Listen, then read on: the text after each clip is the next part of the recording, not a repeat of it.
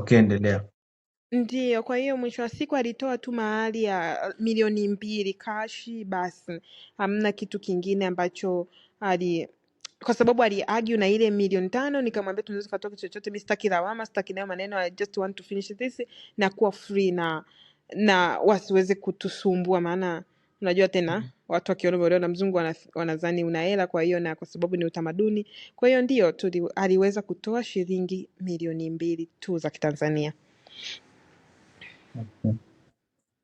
Okay, asante kwa hayo maelezo. Tumeweza kufurahi pia kujua kumbe kuna upande mwingine culture yao haiwaruhusu kuhusu masuala ya bride price na vitu vingine. Sasa mimi Haiwaruhusu nilikuwa na kabisa. ndio mimi nilikuwa na swali kidogo kwenye masuala ya maisha sasa ya kiuchumi, kwa sababu ukiangalia inaonyeshia kwamba wao wako serious sana kwenye swala la pesa na vitu vingine. Kwa hiyo wewe unameneje kuishi naye labda kwenye masuala ya biashara na vinginevyo, yaani situation ikoje kwa upande wako na yeye? Asante. Kuhusiana na hilo swala, iko hivi. Situation yetu iko kwamba mimi pia ninafanya kazi katika kampuni yetu. Yeye kama mzungu haruhusiwi kufungua kampuni 100%. Kwa hiyo lazima shareholder, mimi ndio nakuwa Mtanzania ambaye ninaonekana kama nimefungua kampuni. Kwa hiyo mimi na shareholder ya 51%, yeye ana 49%. Kwa hiyo ninafanya kazi, yani ninafanya kazi kwenye ile kampuni effectively ili kuweza kupata mshahara mwisho wa mwezi na tusisumbuane, kwa sababu bila hivyo tungekuwa na matatizo makubwa sana, maana kwenye pesa ni wajuaji sana. Kwa hiyo ninafanya kazi katika kampuni yetu, kwa hiyo lakini mwisho wa mwezi napokea kiasi fulani cha pesa. Najua swali lako lingine lingeingia, je, unafanya 50-50 kulipia? Hapana, silipii kitu chochote ndani, simsaidii kulipia kodi, simsaidii kulipia chakula. Hapana, hiyo ni hapana, kwa sababu mimi ni mwanamke, anatakiwa hudumie tu. Yeah. Ndio. Kwa hiyo na swala gani ambalo umejifunza labda watu wengine wanaweza hapo hapo kwenye swala la uchumi Okay, kwenye umejifunza watu swala wengine la wanaweza uchumi, Mm. ndio, asante. Watu wengine wanachoweza kuwa si sana. Kuolewa na mzungu sio ndio kufanikiwa maisha kama hauna nguvu za kufanya kazi. Kama hauna nguvu za kufanya kazi, hata kama mnaishi Tanzania, mnaishi Ulaya, mtagombana tu kwa sababu sio tamaduni zao wao kuhudumia mwanamke katika vitu personal things. Namaanisha kama kukununulia nguo, au uko supermarket umependa labda makeup, au unataka kuwatumia wazazi wako pesa. Wazungu hawana hizo taratibu kwamba akupe hela tu yani ya mchezo, hapana. Kwa hiyo katika yote wanatakiwa wajifunze kufanya kazi. Yani mzungu akusaidii maisha. Kwa nini tunaolewa na wazungu? Tunaolewa na wazungu kwa sababu pia ya insurance, kwa mfano katika masuala ya afya, kwa sababu ukiugua lazima tutatibiwa katika hospitali nzuri, umeona kitu kama iko. Na kama mnaishi Ulaya, watoto wako watasoma shule hata kama ni za public, lakini ni shule ambazo zinafundisha vizuri kulingana na ubongo wa mtoto. Kwa hiyo katika mantiki hiyo, watu kupata mzungu sio kufanikia. Ambao hawana kazi na ukiwa stay at home mommy, alafu unaishi na mzungu, unapitia matatizo makubwa, yani abuse kama ya mental, kama yani anakusakama Kiswahili wanamaanisha, nadhani nikisema kukusakama I think Naelewa. inakaa vizuri. Kama anakuwa anakusakama, anakuwa yani anakusemelea, anakuhudumia kila kitu, sijui nini na nini. Ukiwa na kiela chako mwenzangu, yani hata unaweza tu ukawasha gari ukaenda mwenyewe kujinunulia supermarket, hata umependa tu makeup chako, gloss chako cha mdomoni, kinguo chako, unaweza kuoda.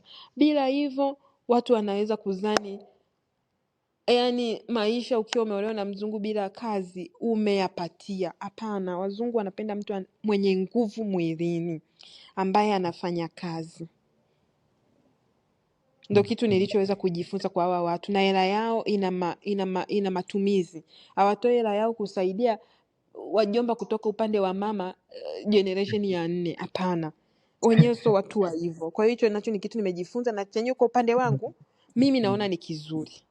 Maana sisi haya mambo ya Kitanzania kusaidiana mwenzangu, yanakupelekea unakuja Unaweza kufa maskini kwa sababu unasaidia mtoto wa dada yako. Mm. Kwa hiyo haya mambo mimi naona kwa wazungu wana utaratibu wao mzuri kwamba hata hawazai sana, wanaweza wakazaa mtoto mmoja wawili ambao wanaweza kuafford kuwatunza. Kwa mfano kama sisi kwa upande ambapo tupo huku Arusha, mtoto lazima atasoma shule nzuri ambayo haiwezi kukufanya uzae watoto wanne. Yaani kwanza ile ada ya yule mtoto tu inakufanya uzae tu watoto mmoja. Ukijitahidi sana umezaa wawili. Labda kama business yenu ni kubwa sana unaweza ukawa hivyo, alhamdulillah umezaa watatu, lakini sio hivyo kwa sababu utafutaji wa pesa wa kizungu ni mkubwa sana, alafu ni mgumu sana. Yaani ni mgumu, inatakiwa unajitoa mwili na moyo na bandama kila kitu katika kufanya kazi katika usanifu zaidi. Kwa hiyo watu wanaweza tu wakakaa wazani wewe unaspoiliwa na mzungu, kumbe hawajui kama unaamka saa 12, saa 11:30 kujiandaa kwenda kazini kufanya kazi. Huwezi tu ukawa unawahi kuamka unaanza kujionyesha kwenye mtandao kwamba I have a good life. No. Okay, nafikiri itakuwa swali la mwisho. Tungetamani sana pia tukualike tena kwa sababu ya muda, lakini swali langu la mwisho, naomba tafadhali uwape mawaidha ndugu zetu ambao wapo mitandaoni wanatafuta wazungu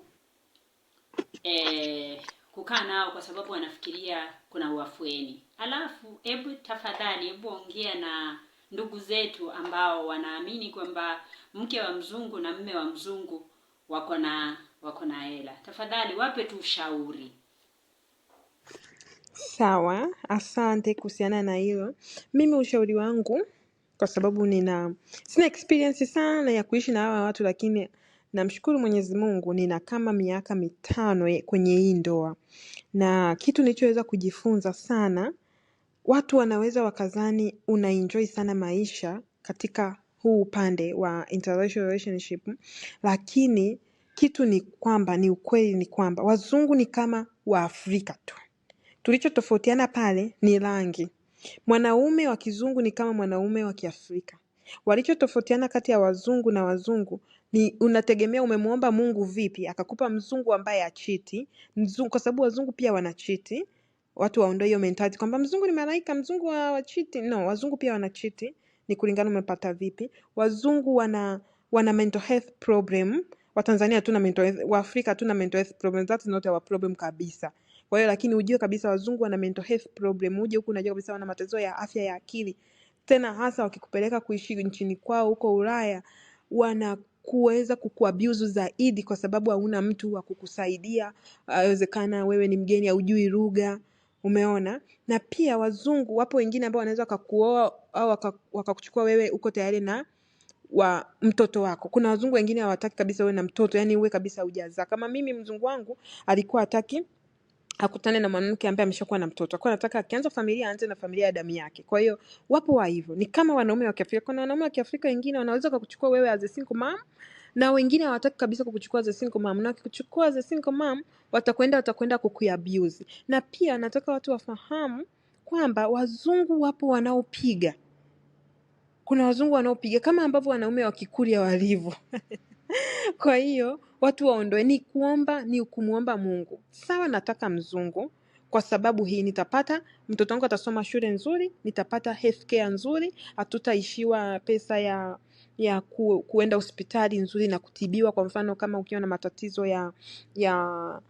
ya kimwanamke, au kama mtoto wetu anaumwa magonjwa ya kuzaliwa na maybe na cerebral paralysis, unaona atapata medication nzuri. Kwa hiyo kuna insurance kama hizo. Na pia katika kitu kingine, kwa sababu kuna wazungu wengine unaweza kuolewa nao hujawahi kupanda ndege. Kwa mfano mimi nisingeolewa na mzungu, labda nisingeweza kupanda ndege. Kwa hiyo namshukuru. Nisingeweza kuwa na biashara kubwa kama hii. Namshukuru. Nisingeweza kuwa naingia TRA. Nisingeweza kuwa naingia. Kwa hiyo kuna opportunity za kuwa na wazungu. Kwa mfano, kitu kingine, hawa wazungu ningewashauri wadogo zangu au kaka zangu, mzungu ishi naye Afrika. Mzungu asikupeleke kwao. Sio kwa experience yangu tu, lakini ni kuangalia jinsi hawa watu wanabadilika. Ni watu ambao hawapendi kubembeleza. kitu kingine, kwamba akisema ni nyeusi ni nyeusi, akisema today I wake up my energy is not aligning with your energy, we can break things and mna divorce. Sio kama Kitanzania tutaenda kwa wazee wa kanisa, tutaenda kwa baba mkwe, mama mkwe. Wazungu hawana hiyo. Kwa hiyo ninataka tu niwataarifu kwamba huku unaingia na mawili, akili ya kuzaliwa na ya kuambiwa. Ya kuzaliwa iende haraka, ukichukua ya kuambiwa changanya na ya kwako.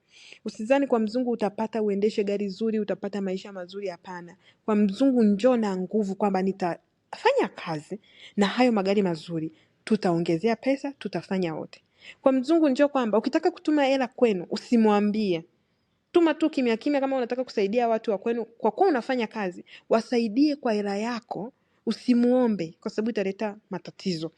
Sio utamaduni wao. Tunatakiwa tuwaelewe kwamba sio utamaduni wao kutumia ndugu pesa, na tunatakiwa tuheshimu utamaduni wao. Wewe unataka kutumia watu wa kwenu pesa, fanya kazi. Kama unaishi Ulaya, fanya kazi, utakayoipata kama ni $50 utamgawia mama yako nyumbani au baba yako $25. Uzuri wazungu kisha waambia, kama mume wangu mimi nikimwambia mshahara wangu mimi sikusaidii kitu chochote, itahusika na mimi na sitakuomba, kwa sababu Tanzania tuna utamaduni kuchangiana mambo ya harusi.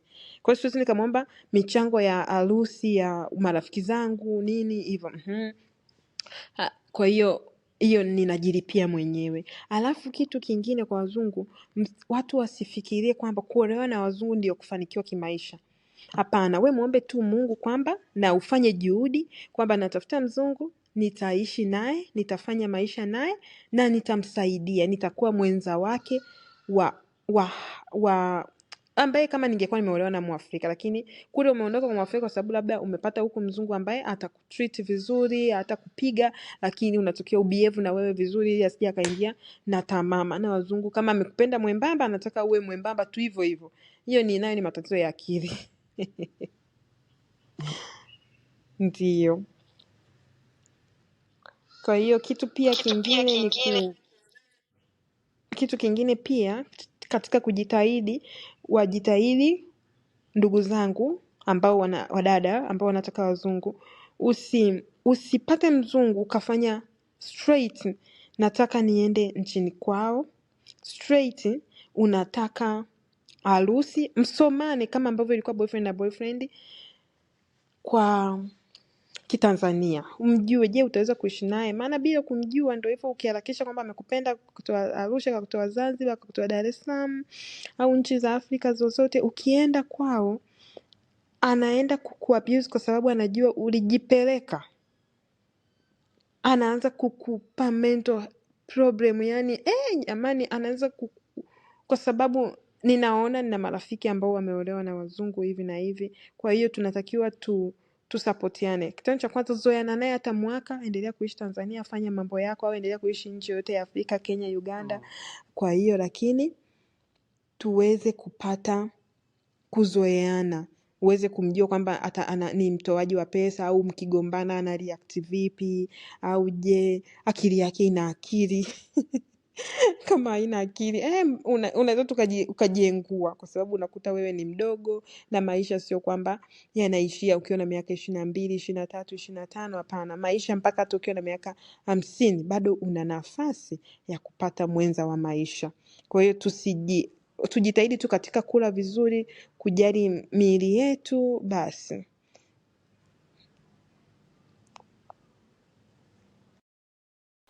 Okay, shukran sana. Sijui labda mdogo wangu David kama una lolote la kusema tafadhali. Nasema tu asante kwa kuja leo katika chaneli yetu na kushare story yako, na nadhani watu watakuwa wamejifunza mambo mbalimbali kulingana na ulioyapitia na ambao unayafahamu.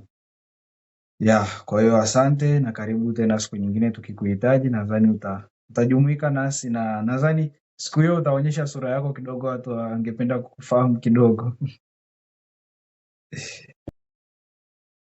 Asante sana, nashukuru kwa kujumuika hapa. Najua kila mara ninakuwa nina postpone muda wa kuwa hapa online, kwa sababu nakuta kazi ni nyingi, mtoto, shule, nini. Leo nimepata muda kwa sababu amemchukua mtoto amempeleka